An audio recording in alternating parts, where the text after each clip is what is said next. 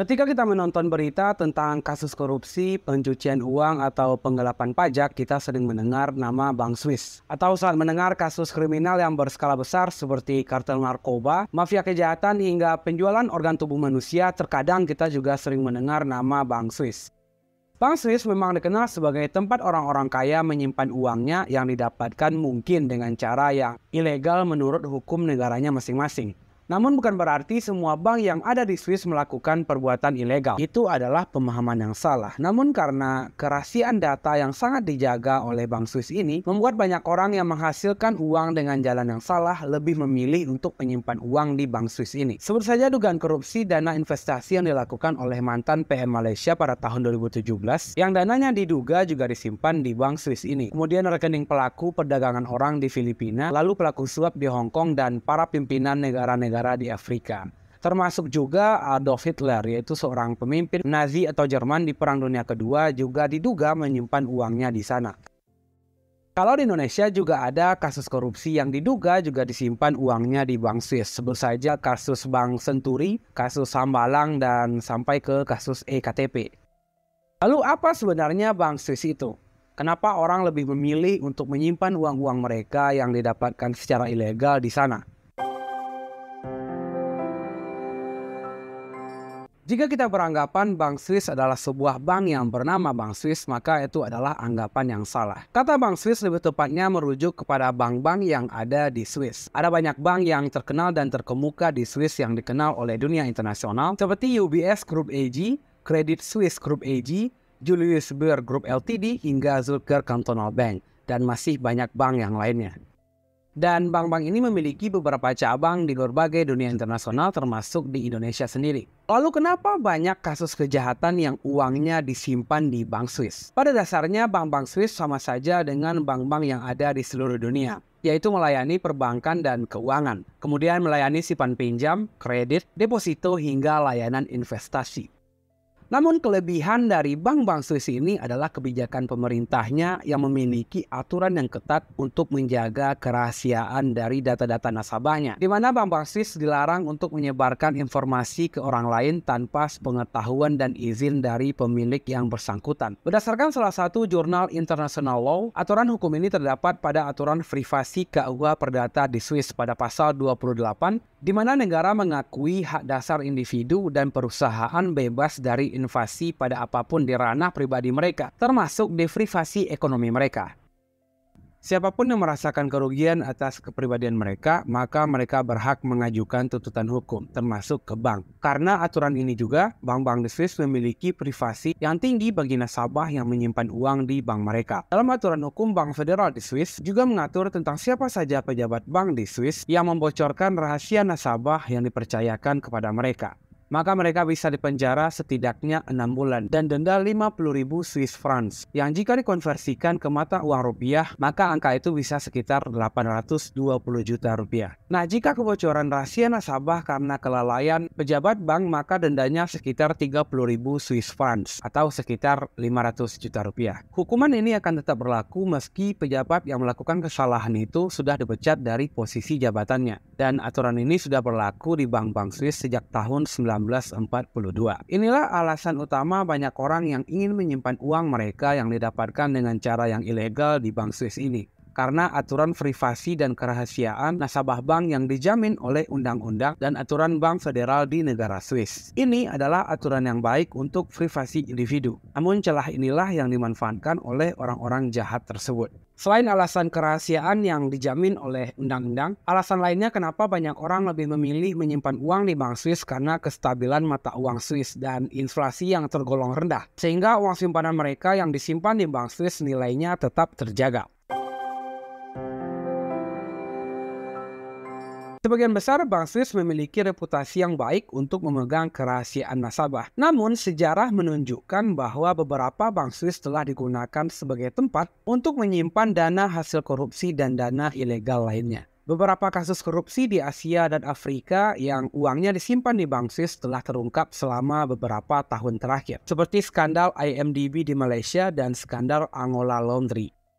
Dalam case seperti ini, Bank Swiss seringkali dipaksa untuk membuka informasi nasabah setelah diproses melalui jalur hukum yang sesuai. Termasuk juga beberapa kasus mega korupsi di negara kita yang uang-uang hasil korupsi dan pencucian uang mereka disebut-sebut disimpan di bank Swiss. Namun karena aturan privasi dan kerahasiaan individu, bank-bank di Swiss ini bisa dikatakan enggan untuk mengungkap data nasabah mereka, meski sudah diproses secara hukum oleh negara si pelaku korupsi yang menjadi nasabah mereka. Apalagi dengan reputasi baik yang mereka miliki serta banyak kerjasama mereka dengan lembaga-lembaga kredibel lain untuk memastikan uang yang mereka simpan adalah uang legal, bukan uang ilegal hasil dari kejahatan. Sehingga jika ada yang menuduh mereka menyimpan uang hasil kejahatan, ya mereka masih bisa menyangkal dengan reputasi baik yang mereka miliki. Meski demikian, tahun 2022 lalu, terdapat dokumen dari salah satu bank Swiss yang bocor. Bank tersebut bernama Credit Suisse. Informasi dari beberapa media sebelum terbongkarnya data nasabah tersebut, ada sekelompok jurnalis investigasi yang menyelidiki skandal di bank Swiss. Lalu dengan nama anonim, ada seseorang yang membocorkan data nasabah tersebut ke media Jerman yang bernama Süddeutsche Zeitung. Media ini bekerja sama dengan 46 media lainnya, termasuk media terkenal dunia lainnya seperti The New York Times, The Guardian, dan Le Monde. Dan dengan dukungan kelompok anti korupsi, dokumen ini kemudian dipublish. Dalam data yang bocor, disebutkan bahwa klien dari bank terbesar kedua di Swiss itu termasuk orang-orang dengan karakter buruk, seperti penjahat atau mafia, kemudian tersangka hak asasi manusia, dan beberapa individu yang terkena sanksi termasuk para pemimpin yang diktator. Dari dokumen tersebut terdapat data rekening sebesar 100 miliar dolar Amerika, atau sekitar 1.400 triliun rupiah milik seorang kartel narkoba. Ada dana koruptor dan diktator. Kemudian disebutkan ada 18.000 data rekening milik 37.000 nasabah perorangan. Data ini tercatat dari tahun 1940-an hingga tahun 2010. Kebanyakan dari data tersebut nasabahnya berasal dari negara berkembang seperti Afrika, Timur Tengah, dan Asia. Salah satu yang menjadi sorotan dari data itu adalah Raja Yordania, yaitu Raja Abdullah II yang memiliki simpanan sebesar 108 miliar US dollar. Atau sekitar 1.550 triliun. Raja Abdullah II dan istrinya membuka rekening di Credit Suisse saat gelombang Arab Spring pada tahun 2011 lalu. Di sini kita bisa menduga kalau Raja Abdullah ingin menyelamatkan harta kekayaannya ke Credit Suisse jika suatu waktu dia lengser dari jabatannya akibat dari Arab Spring ini. Selain itu juga ada rekening mata-mata Yaman yang terlibat kasus penganiayaan pejabat Venezuela yang terlibat korupsi, dan juga ada putra dari mantan Presiden Mesir yaitu Husni Mubarak. Nah, bocornya dokumen ini menjadi skandal terbesar sepanjang sejarah bank-bank di Swiss. Reputasi Credit Suisse hancur. Jika selama ini mereka bisa mengelak menyimpan uang dari hasil kejahatan, dari dokumen yang bocor ini malah terbukti ada uang hasil kejahatan yang mereka simpan. Credit Suisse berusaha mengelak dan mengatakan data yang bocor itu tidak valid karena ada rekening yang sudah tutup dan dalam proses penutupan rekening. Namun tetap saja dengan bocornya data ini membuat Credit Suisse hancur. Di mata nasabah dan investor, tentu bank ini dianggap sudah gagal untuk menjaga privasi dan kerahasiaan nasabahnya. Belum lagi gelombang krisis Eropa karena perang yang terjadi di Eropa Timur. Alhasil pada September 2022, saham bank ini anjlok hingga 25%. Dan di awal Februari 2023, Credit Suisse melaporkan kerugian sebesar 7.293 miliar Swiss francs atau sekitar 119 triliun rupiah. Credit Suisse sudah berupaya untuk mengatasi masalah ini. Mereka mengganti pejabat dan karyawan secara besar-besaran, kemudian meyakinkan investor dan klien satu persatu, namun tetap kerugian besar ini tidak bisa dihindari. Nah, sekarang Credit Suisse tengah berupaya membangun citra mereka lagi, termasuk upaya merger mereka dengan Bank UBS, kemudian bantuan dari Bank Sentral Swiss agar bank ini bisa selamat dari kehancuran. Terlepas dari skandal ini, bukan berarti semua bank yang ada di Swiss menyimpan uang dari hasil kejahatan. Setiap bank punya aturan mereka dalam menerima simpanan nasabah, termasuk untuk memastikan uang yang mereka simpan berasal dari cara yang legal. Selain skandal bocornya dokumen nasabah Bank Credit Suisse, bank-bank di Swiss juga seringkali dituduh melakukan praktek pencucian uang. Salah satunya tuduhan atas kerjasama Credit Suisse dengan geng asal Bulgaria yang melakukan pencucian uang dalam rentang waktu 2004 sampai 2008. Sebagai bank yang dikenal dengan kerahasiaan dan privasi nasabah yang terjaga, Bank Swiss harus berhadapan dengan banyak negara dalam melindungi nasabahnya, terutama negara-negara yang menuduh para pelaku kejahatan di negara mereka menyimpan uang di Bank Swiss ini.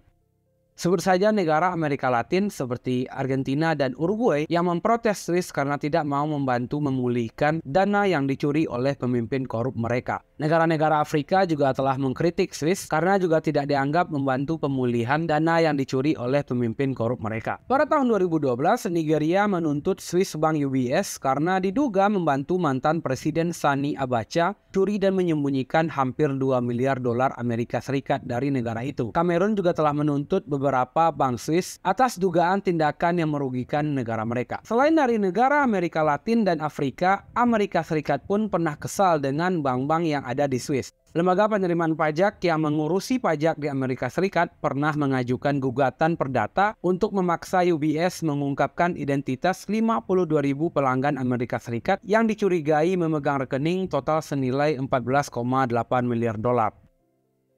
Dan kejadian ini terjadi pada tahun 2009 lalu. Masalah dengan Amerika bahkan membuat para bankir-bankir dari Swiss takut berpergian ke Amerika. Bahkan keluar dari Swiss setelah pada tahun 2013 seorang bankir mantan manajer UBS ditangkap ketika perjalanan ke Bologna, Italia. Selain itu, di tahun 2013 juga, sebuah bank tertua asal Swiss bernama Wegelin & Co. yang berdiri sejak tahun 1741 akhirnya memilih tutup setelah mengaku bersalah menggelapkan uang orang Amerika yang ingin menghindari pajak. Kemudian negara lain yang pernah berurusan dengan bank-bank Swiss yaitu Singapura dan Malaysia. Singapura pernah memenjarakan mantan manajer investasi Bank Swiss UBS yang bekerja di UBS Singapura karena menerima aliran dana kasus One Malaysia Development Berhad atau yang sering dikenal dengan nama 1MDB. Kasus ini melibatkan mantan Menteri Malaysia Najib Razak. Singapura bahkan juga menutup sementara aktivitas dua bank asal Swiss di negara mereka karena menerima aliran dana kasus tersebut. Bank tersebut adalah Bank Falcon Provide dan Bank UBS, dan kemudian satu bank lokal bernama Singapore DBS. Di tahun 2013, Malaysia juga menuntut Bank Swiss BSI membayar denda sebesar 13 juta US dollar untuk membayar biaya investigasi yang berhubungan dengan skandal One Malaysia Development Berhad. Skandal tersebut melibatkan dugaan penyalahgunaan dana negara dan pencucian uang melalui akun-akun di Bank Swiss. Nah, selain negara-negara yang kita sebutkan tadi, negara lain juga banyak yang berurusan dengan Bank Swiss seperti Prancis, Spanyol, Italia, dan Inggris. Semua negara menghormati semua aturan hukum negara Swiss yang melindungi hak privasi individu dan kerahasiaan nasabah perbankan di sana. Namun di beberapa kasus ada pihak bankir yang memanfaatkan celah untuk mendapatkan uang banyak dengan menerima uang dari aktivitas ilegal dan kriminal dan melindungi kerahasiaan uang para pelaku dengan memanfaatkan undang-undang yang berlaku di negara Swiss. Belakangan negara Swiss juga telah mulai melonggarkan aturan kerahasiaan nasabah bank di negara mereka, termasuk bekerja sama dengan negara lain dalam menyelesaikan masalah tindakan ilegal. Namun meski demikian, bank-bank di Swiss dan para bankirnya sering menolak untuk mengungkap data nasabah tanpa ada aturan yang jelas yang diakui di negara mereka. Baik, sekian dulu pembahasan saya tentang bank-bank yang ada di Swiss. Saya Diki Avandi, salam Elenio.